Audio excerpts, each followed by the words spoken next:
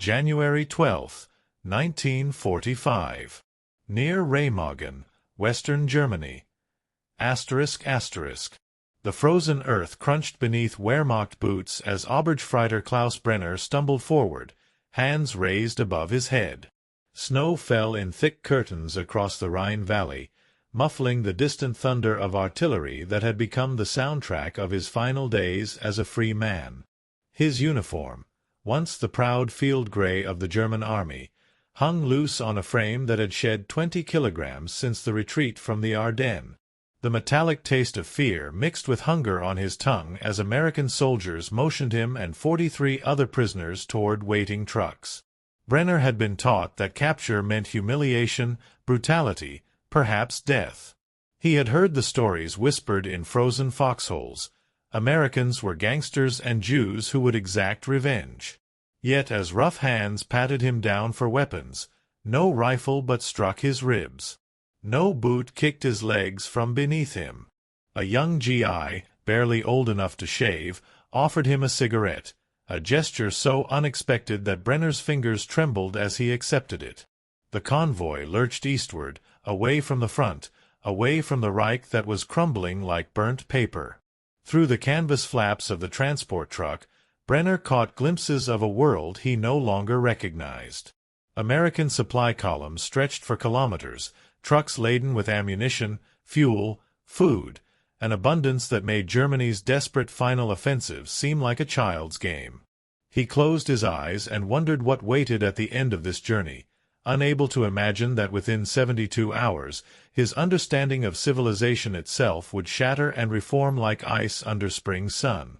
For 4 years, the German soldier had been conditioned to believe in the superiority of the thousand-year Reich, in the weakness and decadence of American democracy. Propaganda films showed breadlines in New York, racial violence in the South, a nation of soft, mongrelized peoples incapable of the iron discipline required for modern warfare. Dr. Joseph Goebbels had painted America as a land of material excess without spiritual substance, where Jews controlled the banks and Negroes threatened white civilization. The German fighting man had been told that American soldiers were cowards who relied on overwhelming material advantage because they lacked the warrior spirit of the Aryan Superman. This narrative had sustained Wehrmacht morale through the grinding Eastern Front, through North Africa's furnace heat, through Italy's mountains. Even as the Reich contracted under combined Allied pressure, many German soldiers clung to the belief that their culture, their discipline, their essential Germanic character remained superior to the mongrel democracies opposing them. The concept of capture carried particular dread, not merely the loss of freedom, but the anticipated brutality of falling into enemy hands. Soviet captivity meant death or Siberian labor camps. This was known and accepted with fatalistic terror. British captivity seemed marginally better, though stories of mistreatment circulated.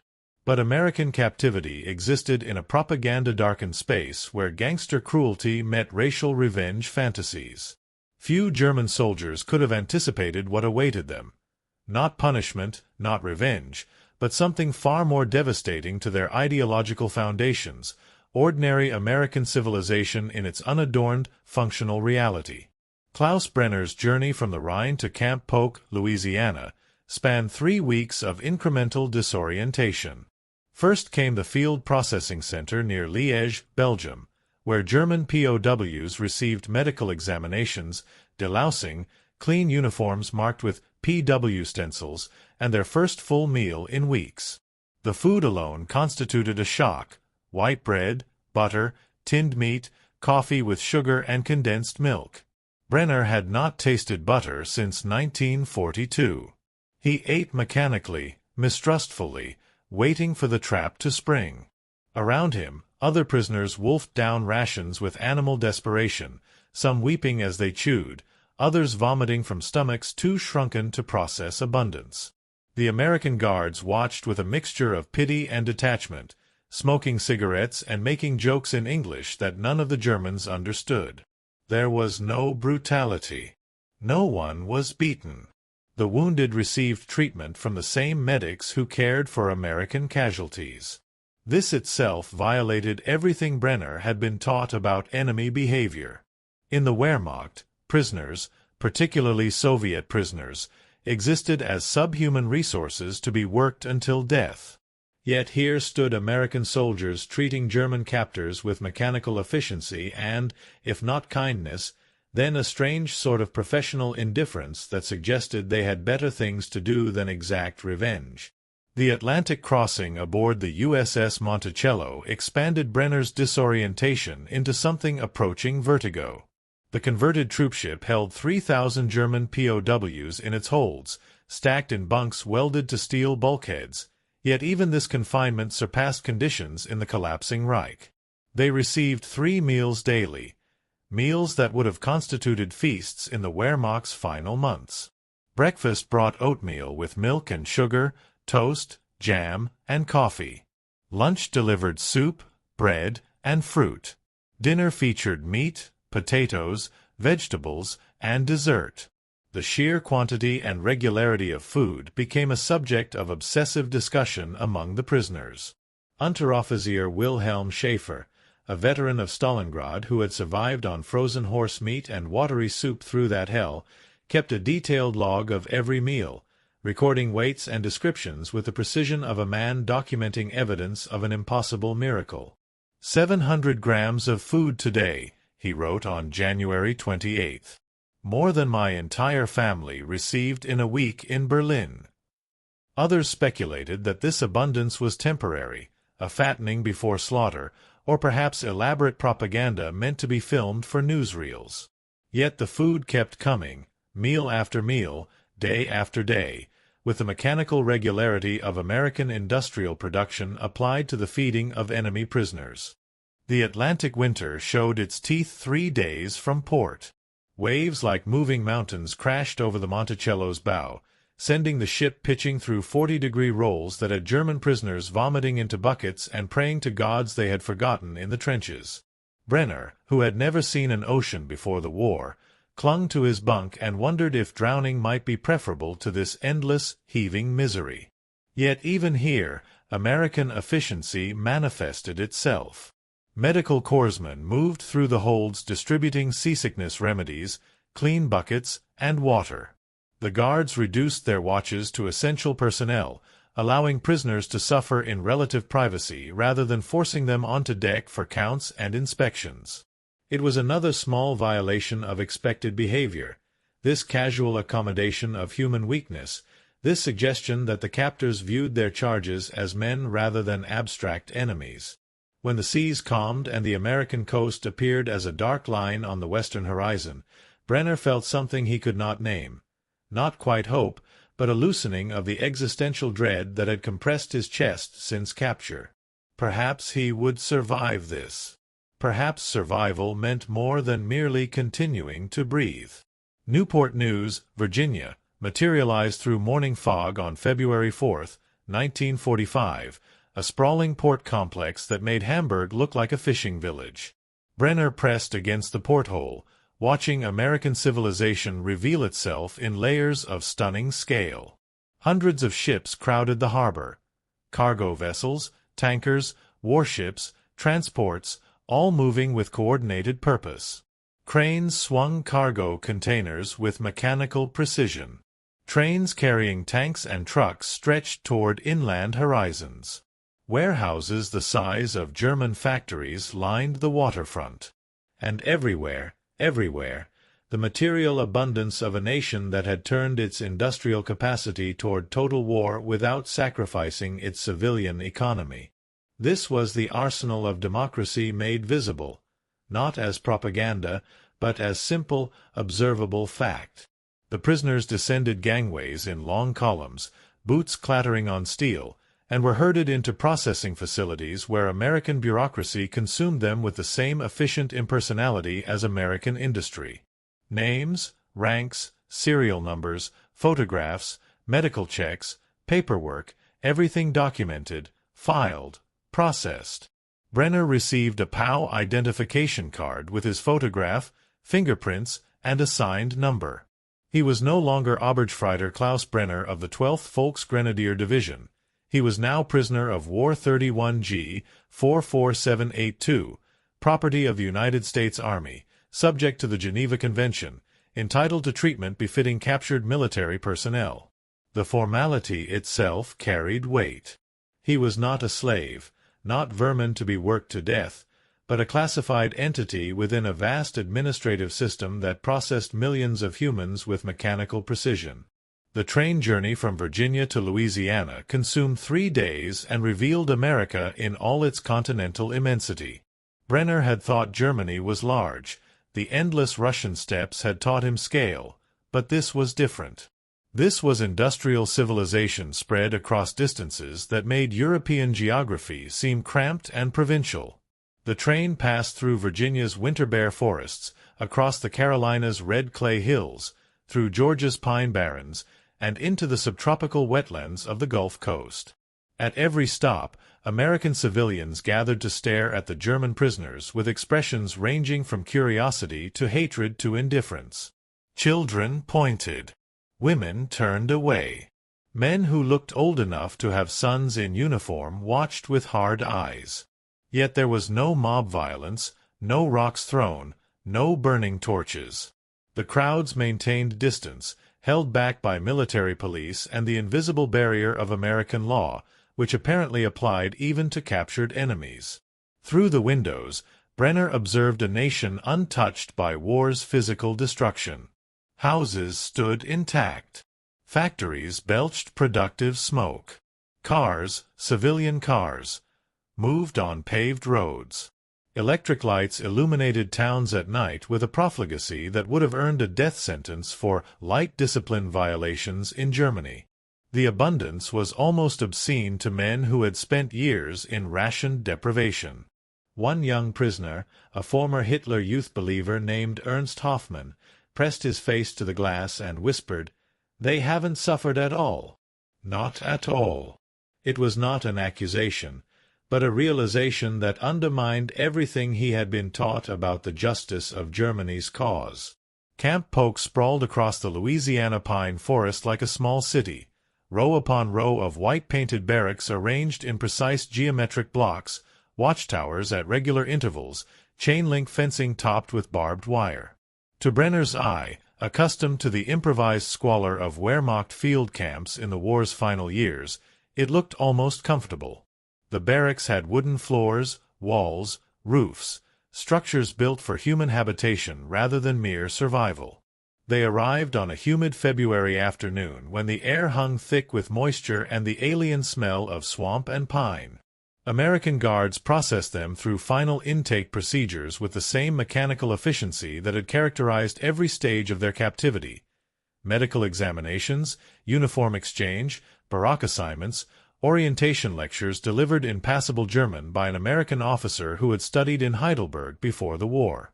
The lectures covered camp rules, work requirements, male privileges, Geneva Convention protections, and disciplinary procedures.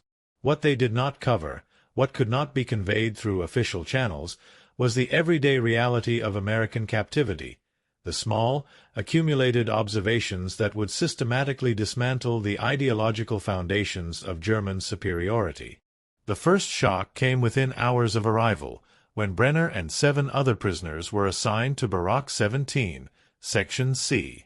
An American guard, a corporal with a Southern accent so thick it rendered his English almost as incomprehensible as a foreign language, led them through the camp, past the mess hall and administrative buildings, toward a cluster of barracks that looked identical to every other cluster. He unlocked the door, stepped back, and said something that might have been "Welcome home," or "Clean it up," or something else entirely. Brenner entered cautiously, expecting the fetid squalor of an Eastern Front dugout or the Spartan efficiency of a Wehrmacht barracks. What he found instead stopped him mid-step. The interior was clean, not field clean, but genuinely clean. Pine floorboards swept and scrubbed. Windows with glass panes that allowed natural light. Double bunk beds with mattresses, actual mattresses, not straw pallets, and wool blankets.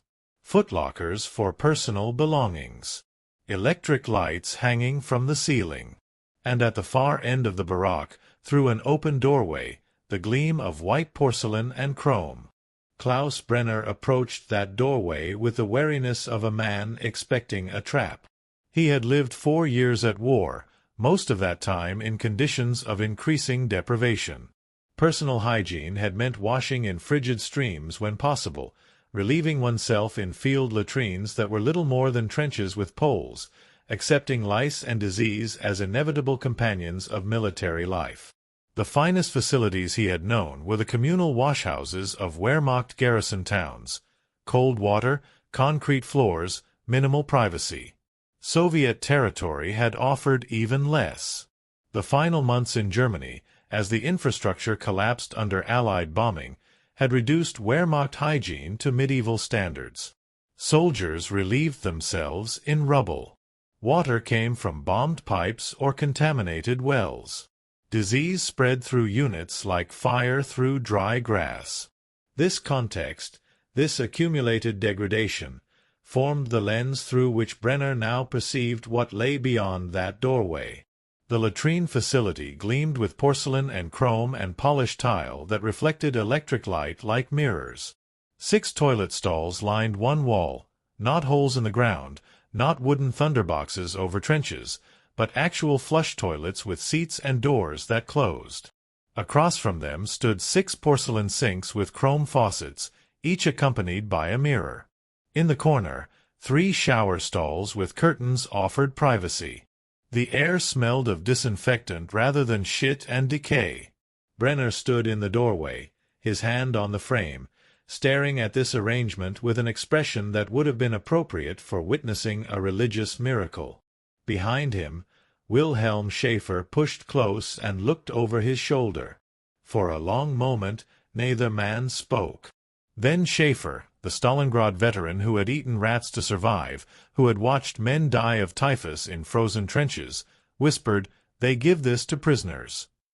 The statement hung in the air with the weight of revelation.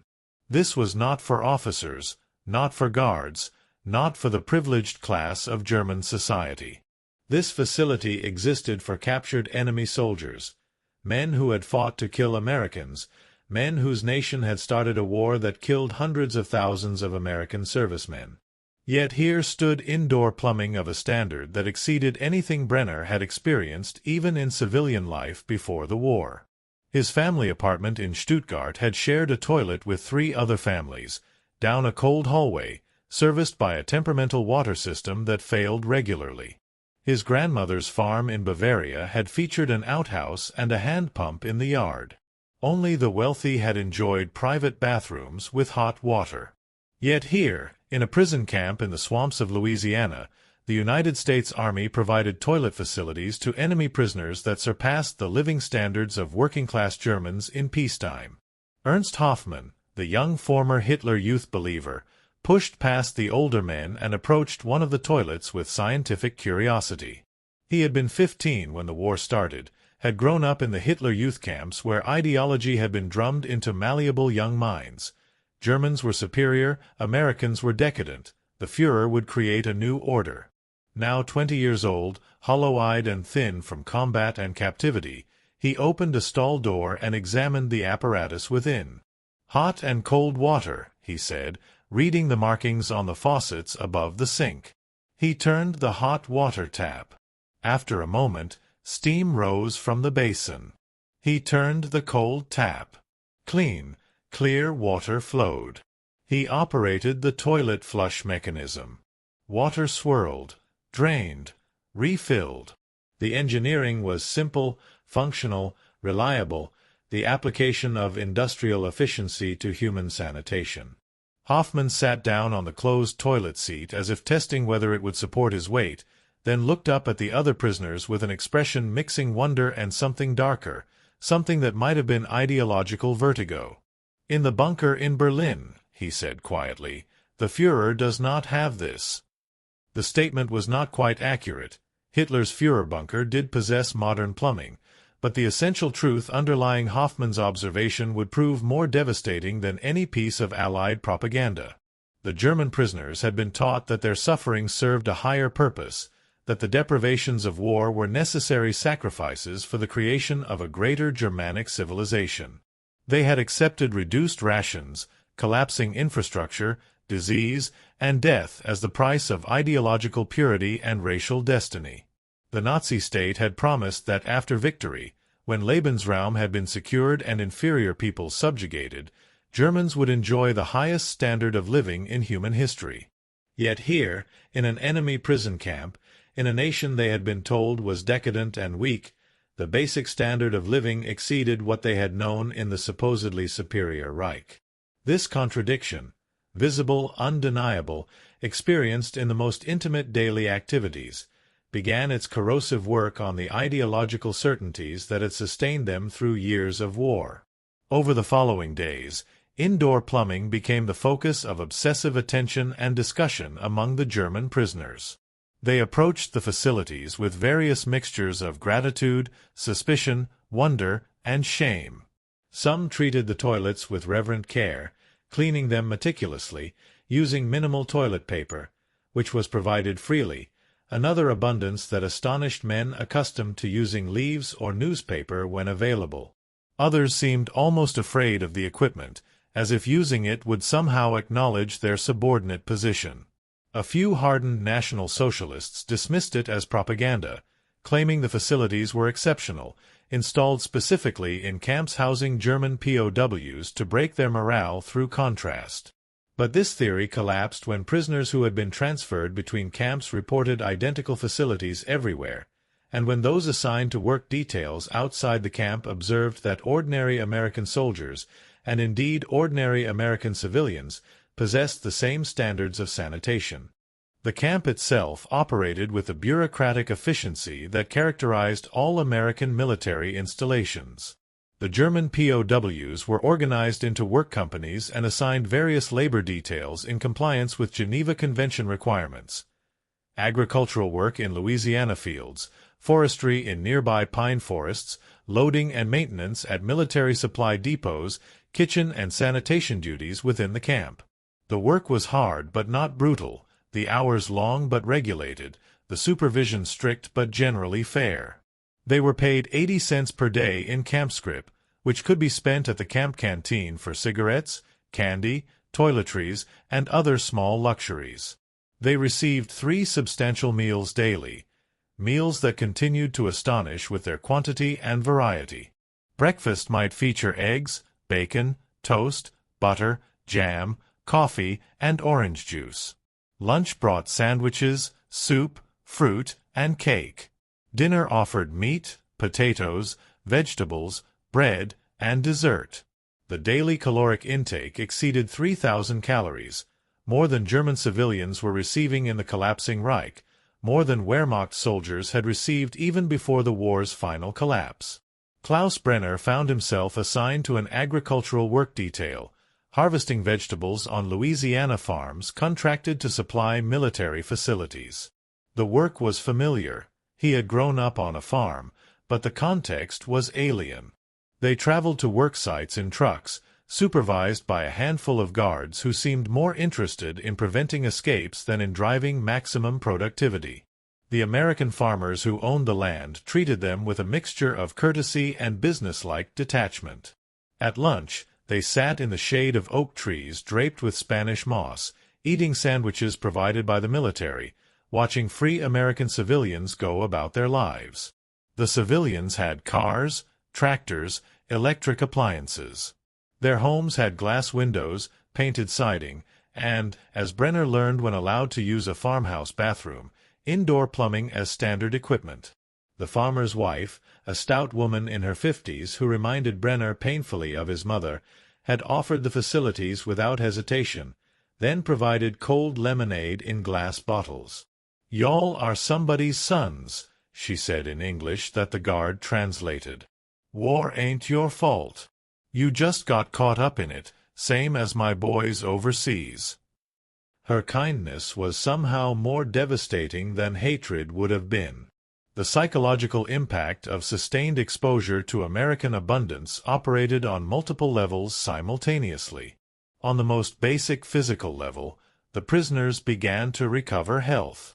Men who had arrived skeletal, sick, and exhausted gradually filled out. Wounds healed. Skin conditions improved. Energy returned. The American diet, rich in proteins, fats, vitamins, and calories, reversed months or years of deprivation. This physical transformation was visible, measurable, undeniable. By March, Brenner had regained 10 kilograms. His uniform, which had hung loose on arrival, now fit properly. He could work a full day without exhaustion. His gums stopped bleeding. His hair, which had been falling out, grew back. The simple act of eating adequately, of sleeping on a mattress in a heated barack, of maintaining basic hygiene with hot water and soap, delivered tangible improvements that no propaganda could explain away. On a deeper psychological level, the sustained exposure to ordinary American material culture began to erode the ideological narratives that had sustained German morale. The Nazi state had promised that German suffering was temporary, necessary, and justified by the creation of a superior civilization. The Americans were supposed to be weak, decadent, racially inferior. Their democracy was supposed to be chaotic and inefficient. Their material abundance was supposed to mask spiritual poverty. Yet none of these claims survived contact with observable reality. The Americans were not weak. Their military had crushed the Wehrmacht across 2 continents. They were not inefficient. Their industrial production had outmatched the combined output of the Axis powers. Their democracy was not chaotic.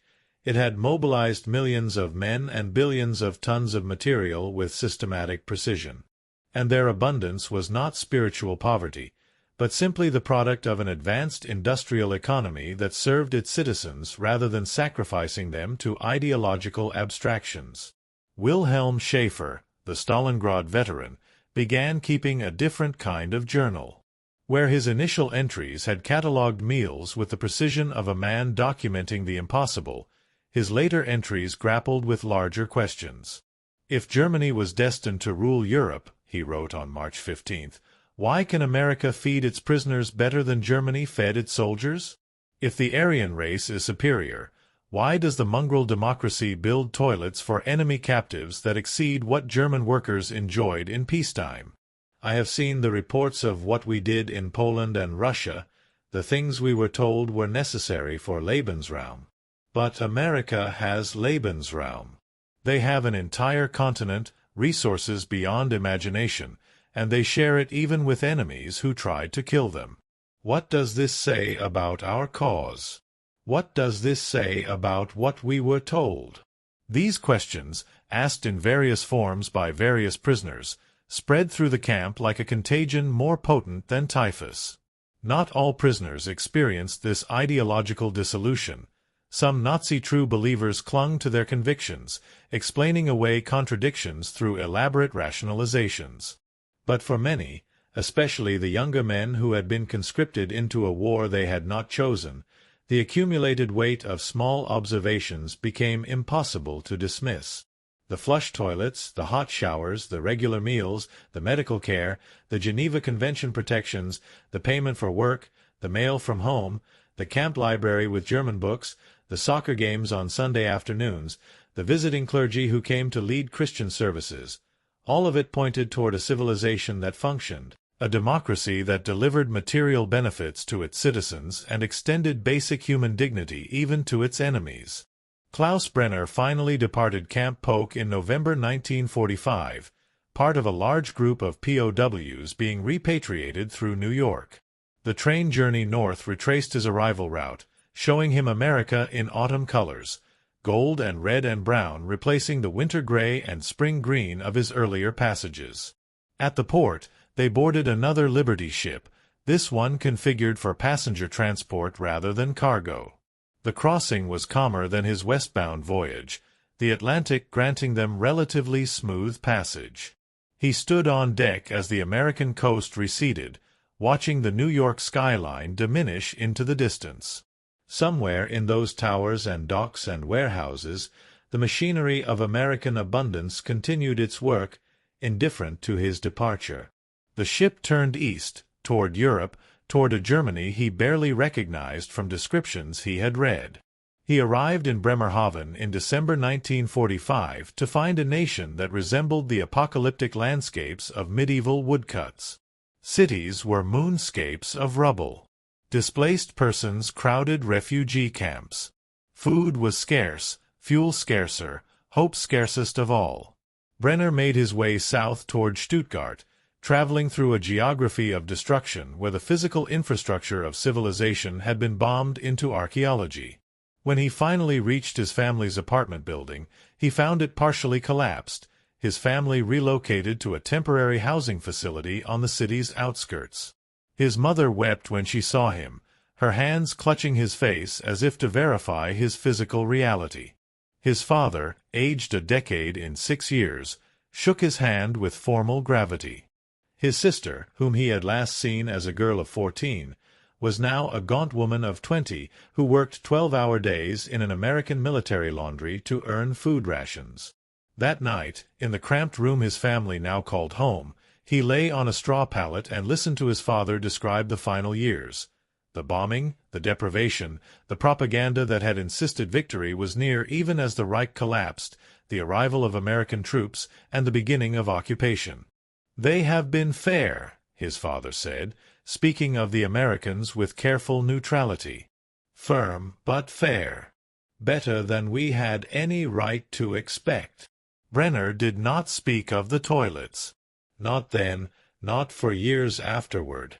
How could he explain that his understanding of civilization's foundations had been rebuilt by porcelain and chrome? How could he convey that flush mechanisms and hot water had taught him more about political economy than any ideology?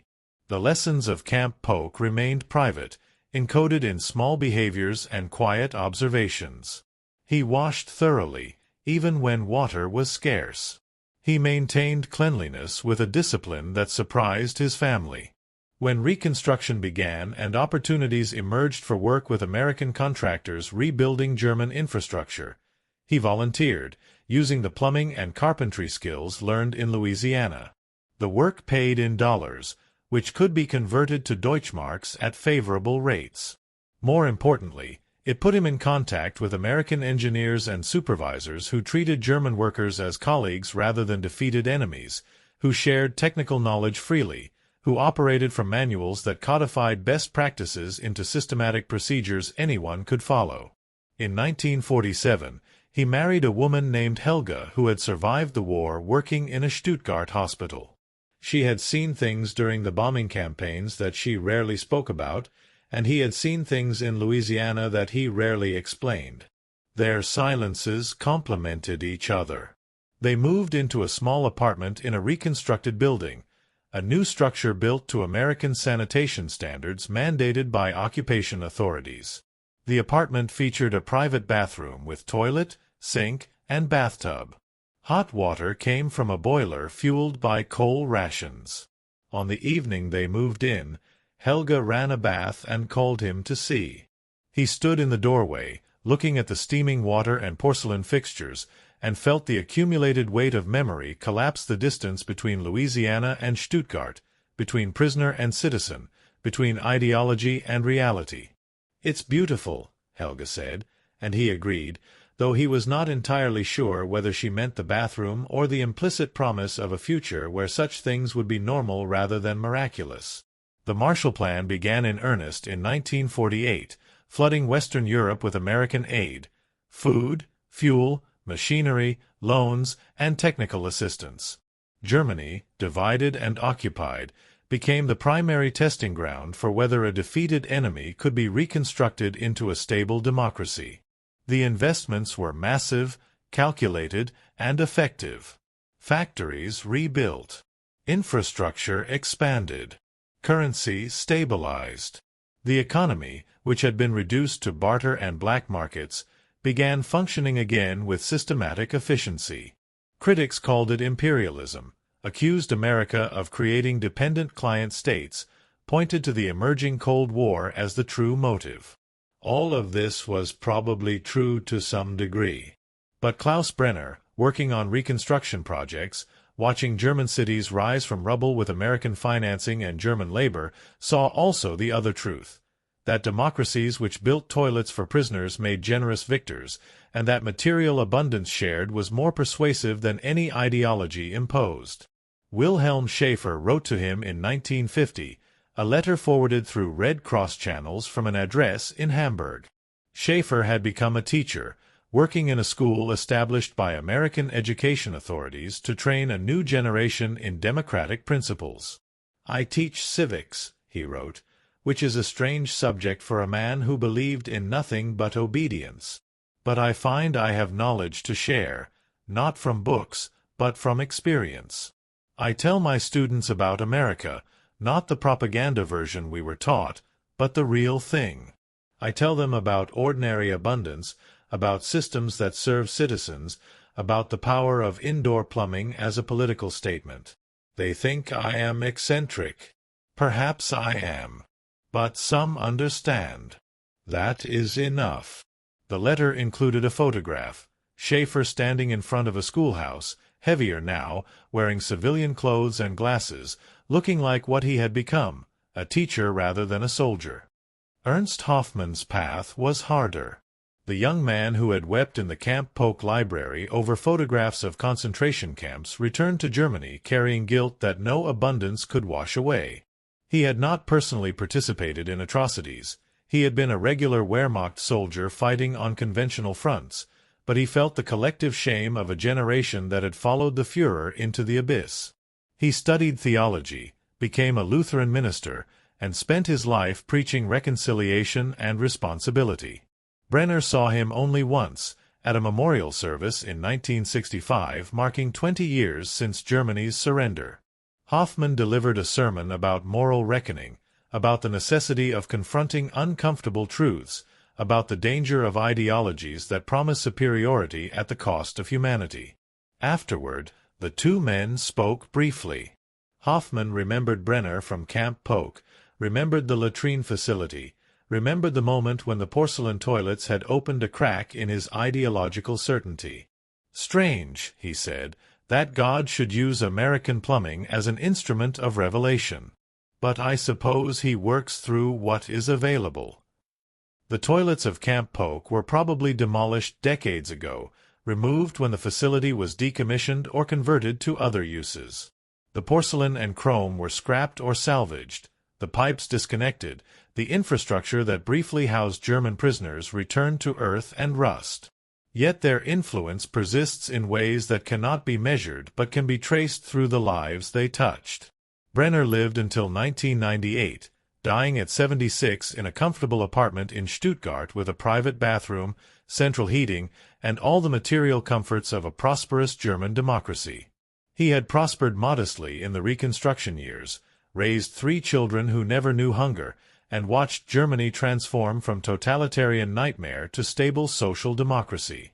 He never joined any political party, never trusted ideology, never forgot that civilization's foundation rests not on racial destiny or martial virtue, but on systems that serve human dignity through material sufficiency. His children knew their father had been a prisoner of war in America, but he spoke little of the experience beyond factual details. Only once, near the end of his life when age had loosened his reticence, did he tell his youngest daughter about the toilets. She was studying engineering, working on water systems for developing nations, and had come home for Christmas bearing plans and photographs of sanitation projects in Africa and Asia. She spread the documents on the kitchen table, explaining the challenges of bringing clean water and adequate sewage to populations that had never had either. Brenner listened, then told her about Louisiana, about arriving skeletal and defeated, about walking into a latrine facility and seeing porcelain gleaming under electric light, about the realization that America gave its prisoners what Germany had denied its citizens. "That was when I understood we had lost more than a war," he said. "We had lost the argument about how civilization should function. The Americans were not smarter or braver than us. But their system produced abundance and shared it.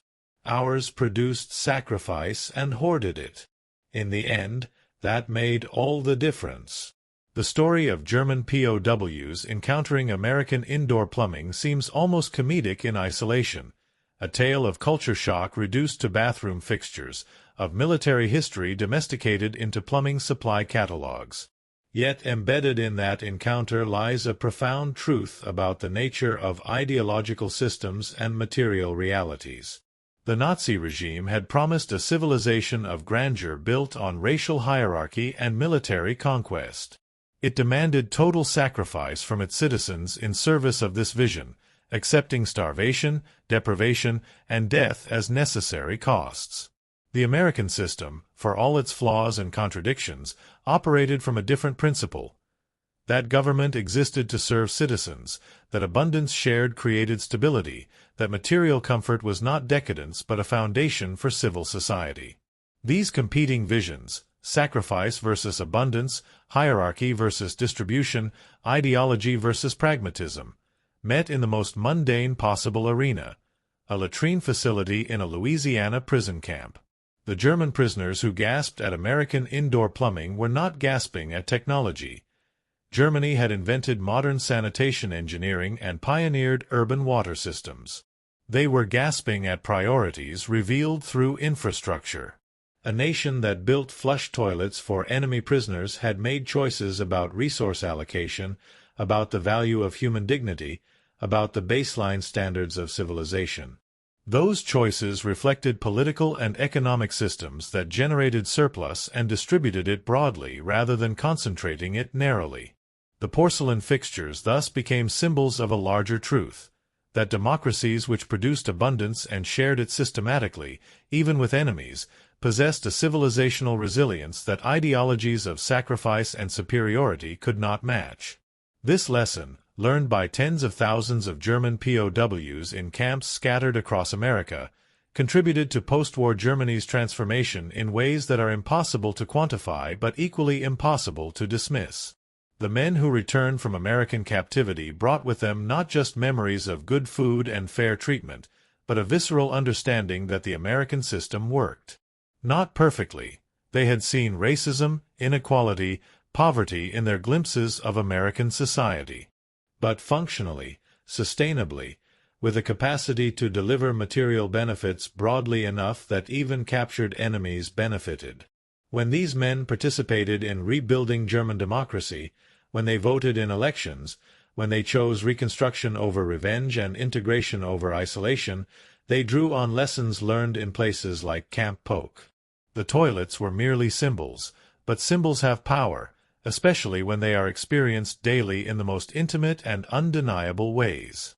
75 years later, the industrial democracies of the West face new challenges to their foundational assumptions.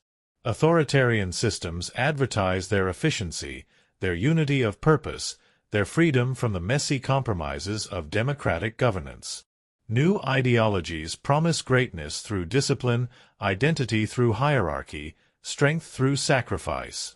Against these claims, the memory of Camp Polk offers a quiet counterargument, that civilizations are ultimately judged not by their propaganda or their monuments or their military victories, but by how they treat the least powerful persons within their reach. The test is not what they provide to the elite, but what they provide to the common man, and even to the enemy.